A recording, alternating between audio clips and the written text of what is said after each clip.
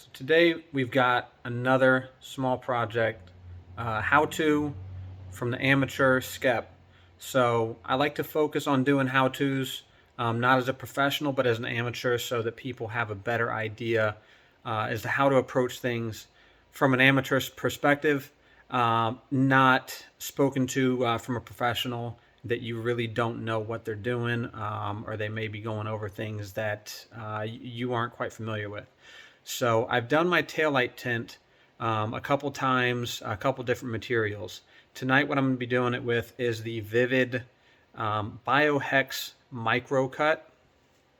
And let me go ahead and grab that. So that is the micro. And what is currently on the vehicle now is the standard, and I was just looking to replace it. So I just got done taking it off. I've learned it is a bit difficult to come off after the winter, after it's been exposed to cold weather for a while. So that took a little bit more time than expected. But we're going to get on the how-to on doing the primary taillight piece, not the trunk part. That will be in a separate part. We'll focus on this one now, and let me know what you guys think of it, and how I've got this all put together for you and how the directions are. So if there's any questions that you have, things that I've missed or didn't go over, please feel free to comment below, ask. But we're going to go ahead and start knocking this out. So let's go ahead and get this pointed here in place.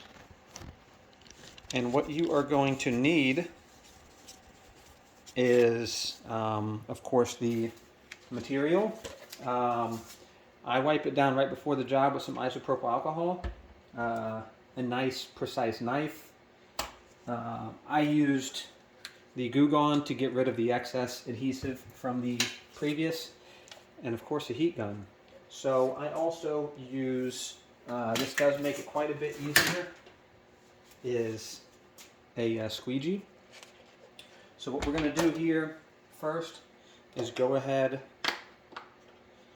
and put some isopropyl alcohol on a clean rag. I've already done this, so I'm just going to do a quick pass over real quick on it just to make sure it's completely clean. And what you want to do next is cut a piece of material to the shape that you are looking to cover.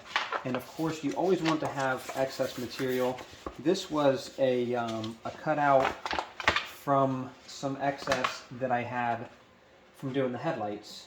So this here, let's see if I can get back to how I had originally cut this to fit this. That there should be good. So that was cut to size there. Obviously we have a lot of excess here, which I'll trim that down once it gets into place. You always want to have some excess so that you've got something to pull on. We'll go ahead and peel this back. Get rid of that. Make sure that this is in place where we want it to be. Make sure that it's going to cover everything that we need it to cover. I did cut this a little bit short, so I just got to be careful with how I place it. So what you want to do first is go ahead and start with a nice flat surface and get it all pressed into place. And basically the whole back of the taillight is all nice and smooth. So I can hit all this here with no heat. Makes it a bit easy. What we're going to do next, sorry that I keep jumping right in front of the camera, but it's a little bit tight in the space here. So when you hit it with the heat gun, you want to have it at least 6 inches away, probably about 8 to 12. And you don't want to have it directly on anything, because you get too close, you're going to start to burn the material. So I kind of just hit all around to kind of give it shape to go around the edges before I really start to focus on one particular part. So what I'm going to do here is I'm going to knock this side out over here first and lay that flat, and then cut a line here to where the top will lay right over it. The first time that I had done this, I had gotten it to all lay down completely flat without any relief lines or anything. It was a bit more difficult that way. I did find that cutting it this way made much more sense. You'll see what I'm talking about once I get to it. So we're going to go ahead and just pull this, lay this flat here on this back corner on the inside edge.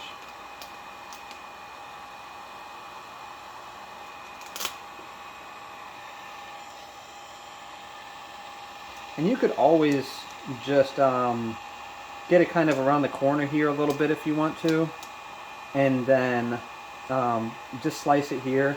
I do like to have it covered on the inside as well. This gives it a nice little effect from the outside if you look at it at a certain angle. It gives it more of a completed job if you do it this way. So I hit it with a little bit too much heat, so I'm going to go ahead and let it cool down for a second. I'm good now. So go back in.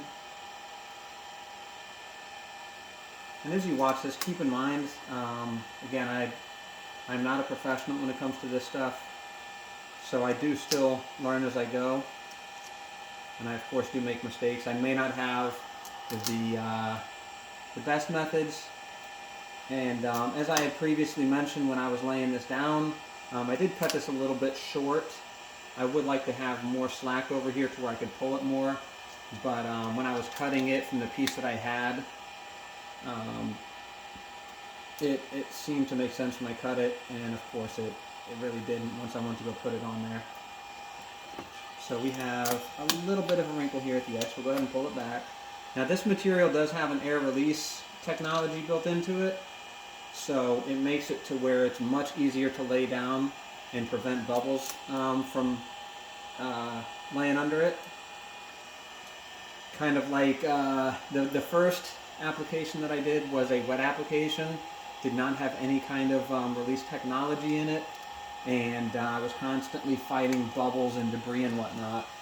So this here is all laid down, and I'm sorry if you're not getting a good angle of what I'm doing over here. Basically I just pulled this and laid it flat over here on the side. So what I'm going to do next is take my knife. You always want to make sure that you have a nice sharp edge on it, so just snap off the blade from a previous job and make sure that you've got a fresh one available. So I just slice it there along the edge, and now I can just go ahead and lay this flat up here, and I'll be able to fold this over just a hair to where there's no gaps. Like I said before, I just got it all around that edge and was just constantly fighting to get out wrinkles, and that was a bit of a pain that was completely not necessary. So doing it this way makes it much easier. Let's go ahead and get back over on this side. And now we are going to, I like to start here in the corner and kind of start to get that to take shape and then work out from there. I've learned the corner can be a little bit difficult sometimes here at the edge. So sometimes I just pull and get it to start take shape from the beginning, you know, right here along the edge. Get it in place and then start to work out from there. So oftentimes when I'm doing this, I also have gloves on. I do use the gloves more when I'm wrapping the actual vehicle, not so much with the taillights. I don't feel like it's necessary. Completely optional, in my opinion anyways. So what I'm doing here is just kind of working it from the edge here and making sure that it's in place with no wrinkles. And I do need to get it all the way back here. So I don't know, I'd say about 2 inches or so back on this taillight, and then over here would be a bit easier, and then back over to this edge. So again, the most difficult spot is going to be up in here. So another thing that may help, get my blade here. Of course it fell right in the edge. It's going to come back to about here, So I'm going to cut here, back this far, and just kind of cut some relief lines that will help this to take shape a little bit easier. And also, wouldn't hurt to cut off some extreme excess that we have. You don't really need that much extra. You only need a little bit to be able to pull on it.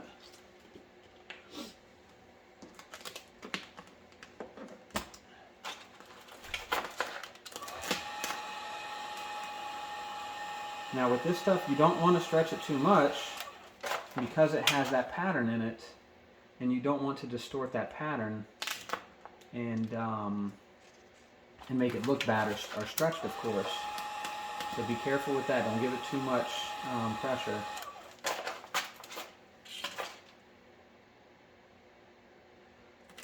Of course, with the way that I'm doing this at this angle, I'm getting a bit of wrinkles here. So whenever you have that happen, you can always kind of bring it back. You do want to avoid touching on the inside too much, because then you're going to start possibly leaving fingerprints or lose some of the adhesion. So where it's going to be sticking to the taillights, you want to avoid too much contact with the skin. It's been a while since I've done one of these taillights. I've done a couple friends, and I'm a little bit rusty on it. So bear with me. Again, an amateur service here. But I just like to try to do things myself, and I know there's other people that like to do the same. So over here I'm completely flat up to here. So now we can just kind of work a bit more over here towards the edge and focus more.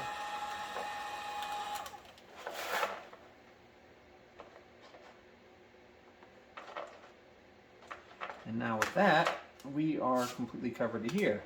Now we don't want to go too much because we still have to kind of fight this area here where you're going to have your most overlapping material and wrinkles.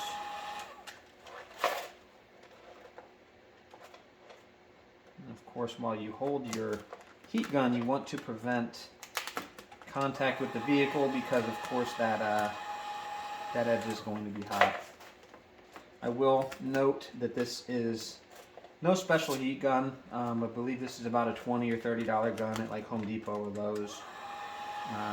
Wagner brand, I'm not sure where it was purchased, but it's a very simple, cheap heat gun, so you don't need to spend $75 to $150 on a good heat gun for wrapping a vehicle in general. I've used this gun to wrap my entire vehicle and a few other projects, and it's done perfectly fine.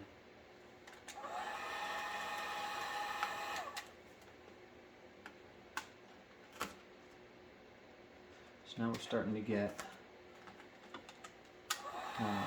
closer to the edge, which is always good. And I'm sure once I go and do the other side, after kind of getting a refresher on doing this, I'll knock that side out a bit easier and quicker.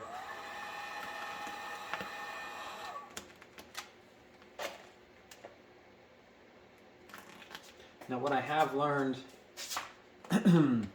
is over time, as this starts to get exposed to the sun over a couple days or whatever, as I've done it previous times, I've started to get wrinkles along the edges that start to come up on the taillight.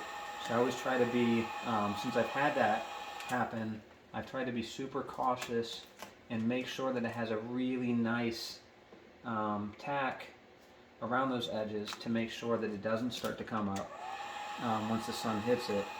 So once I'm done with this, I will definitely be going over it with quite a bit of heat and pressing down on it and making sure that it's locked in place really well, just to prevent that from happening. The last two projects that I did on friends' vehicles with two different types of materials. One was one similar to this one, just a different variant of the same brand, the VviViD, and another one was the that wet application, I believe. And with paying attention to that and getting it locked down around the corners really well, it didn't come up at all. So it's always a good thing. So we're almost done up here in this top edge.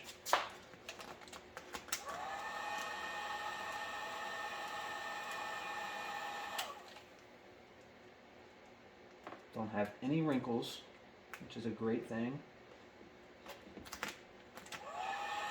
Now you can start to see how this is pulling. I'm not sure if you can see it from that angle, but once it's done, I'll kind of give you guys a better overhead view as to how this is kind of taking shape with some slight stretch. Nothing crazy, but you can definitely kind of see it pulling this way just a little bit. Really, I mean, I'm sure I could have been a little bit more careful to avoid that a bit more, but it's not the end of the world. Obviously, the less stretch that you have, the better, but getting it to take shape around the corner like that without stretch isn't exactly easy. So we've got another flat surface here, which is pretty simple.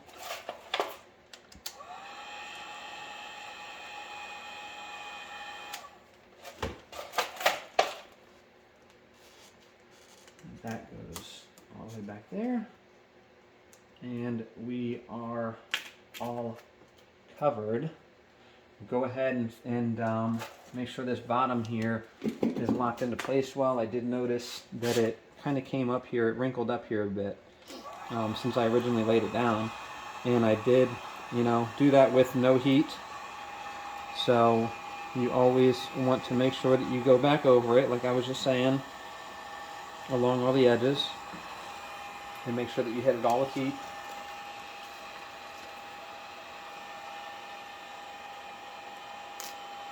To prevent that from happening, of course, once it's on the vehicle and exposed to the natural elements. So what I'm doing here is that piece that I cut earlier on, I'm just folding that back over the top to give that a nice wrap over, and then I'm going to go ahead and slice that where it does overlay, like overlap the piece that was over here on this side, and just give it a nice clean finish.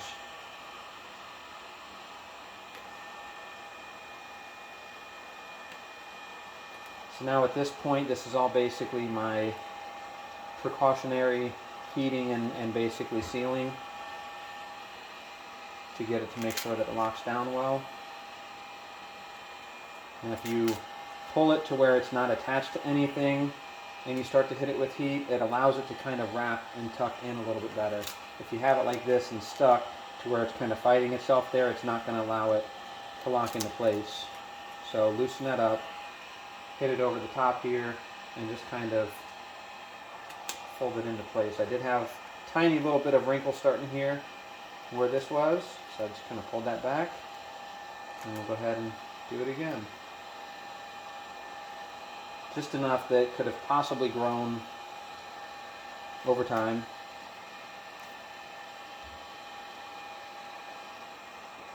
Yeah, this is stuck to the vehicle, so it wasn't allowing it to fold in.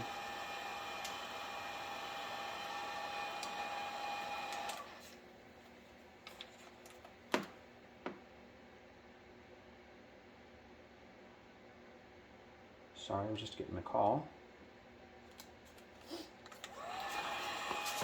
Don't want to interrupt the video too much.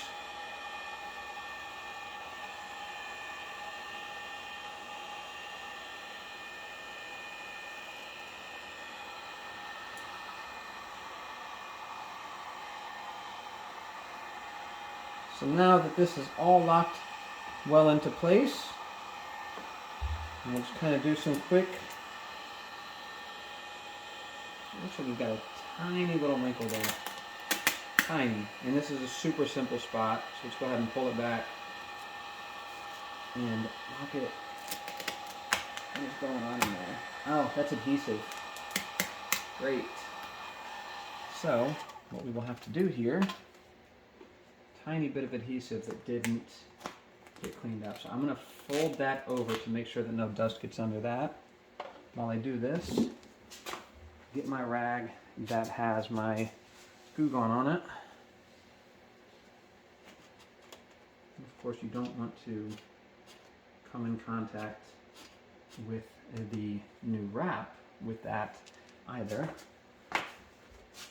So now that I have put that on the light, I'm going to go ahead and hit it with some alcohol again to give it a nice clean surface once again. And that was just a tiny little bit, but it was enough for me to notice it, and it would have bugged me every time I went to go open this charger. Now we should be good. And that adhesive was left over from the last wrap. It's a tiny little bit that didn't get cleaned up.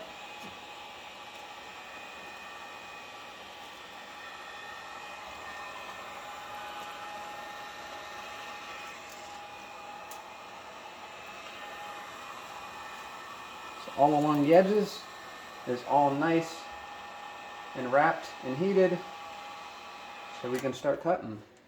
And I apologize for the angle. It's not really allowing you to see all that well as to how I'm cutting. But basically, you want to kind of cut in on the inside a little bit so that it gives it a little bit of room to be able to wrap in.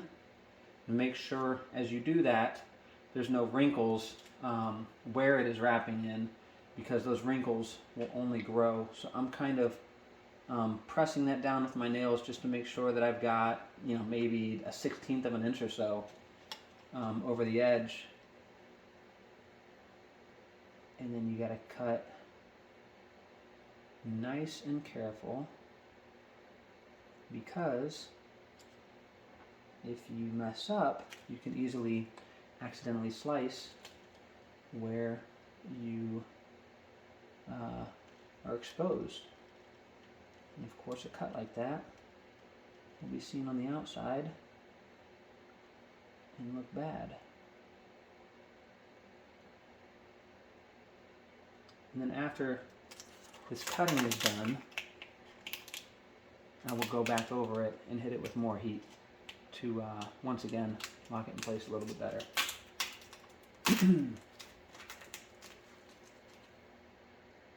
So with this tint, this is a darker tint, and with that said, this is not street legal probably anywhere, or at the very least in most places.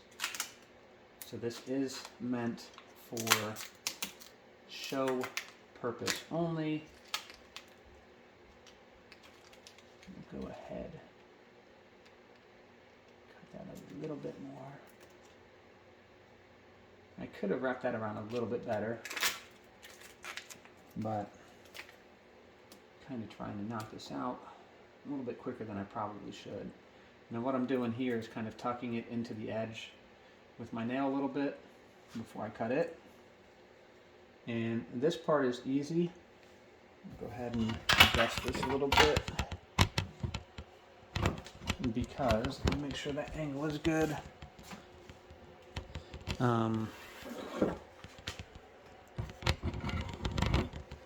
Right up in here, you've got an edge that you can slice along, and you don't have to worry about really making any mistakes for the most part. And you do want to do it gently, because you don't want to cut into the seal of the taillight and cause any issues.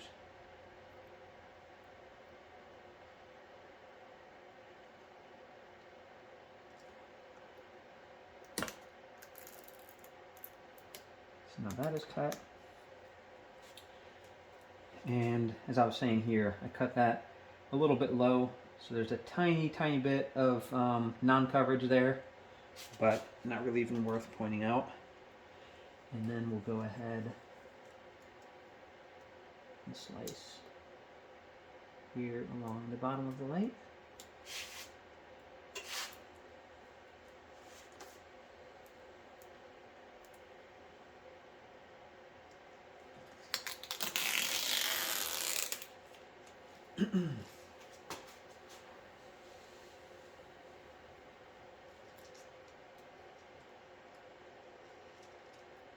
And once again, I'm sorry that can't really get a good angle on every cut here, but kind of got this up on a stand and doing this on my own. Now, let's go ahead and get this over here a little bit. Where I'm about to cut it here, there's a little bit of a wrinkle there, and what I would like to do is to kind of relax that a little bit before I cut it. So we'll go ahead and heat that back up.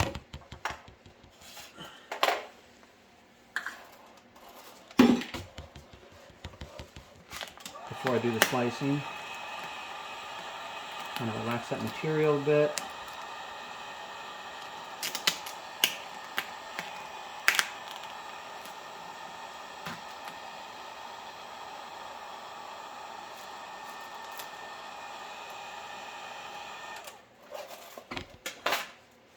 Now we should be good to cut.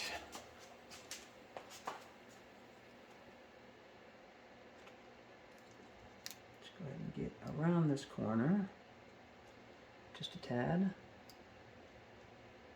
and then start to take it down.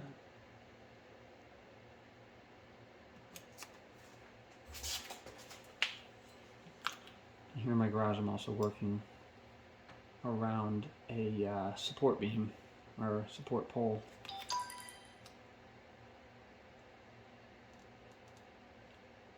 So again, I'm a little bit tight on space in here. And cut there.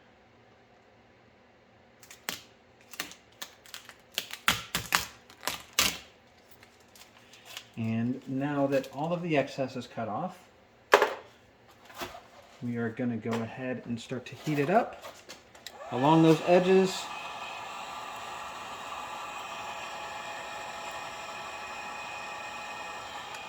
I'll tell you what, I'm going to go ahead and unlock the car so that I can more easily work around this charging port.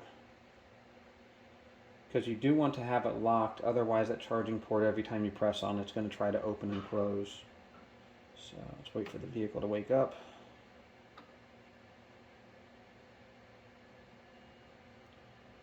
And unlock once it wakes up. Sorry for this dead time here.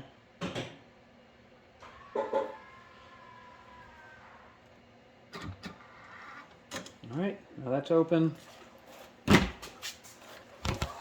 Let's get to shaping this around this edge.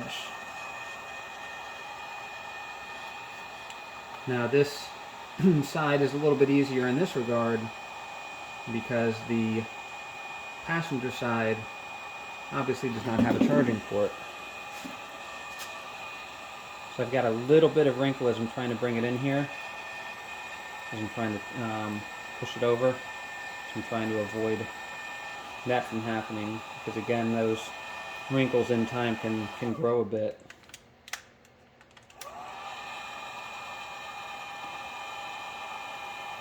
It's only a matter of time before this charging door tries to close on my hand.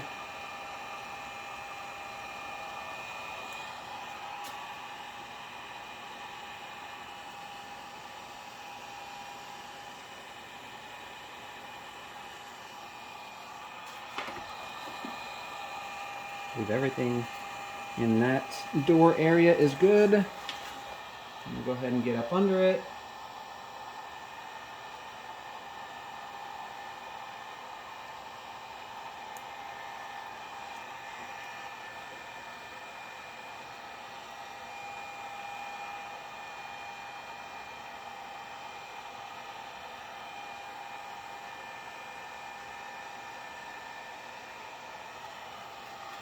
I could also be trying to do this a little bit with the squeegee.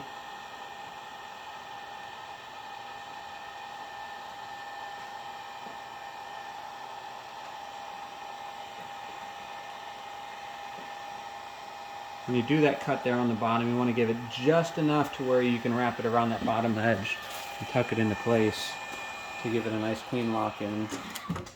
Let's go ahead and get it around here. And just finish up our heating job. and then we'll see the finished product.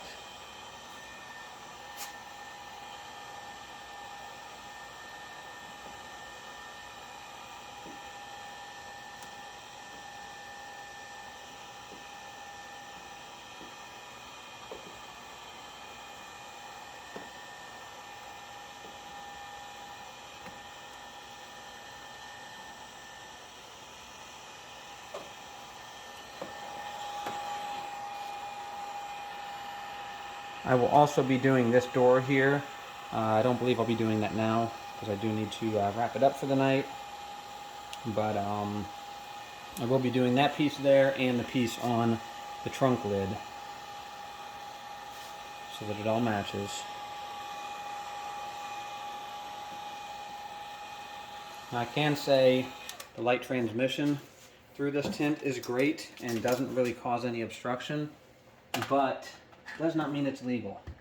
So keep that in mind.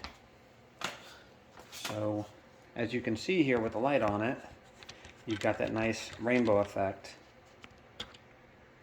And let's go ahead and turn the light off for a second so you can kind of see the difference.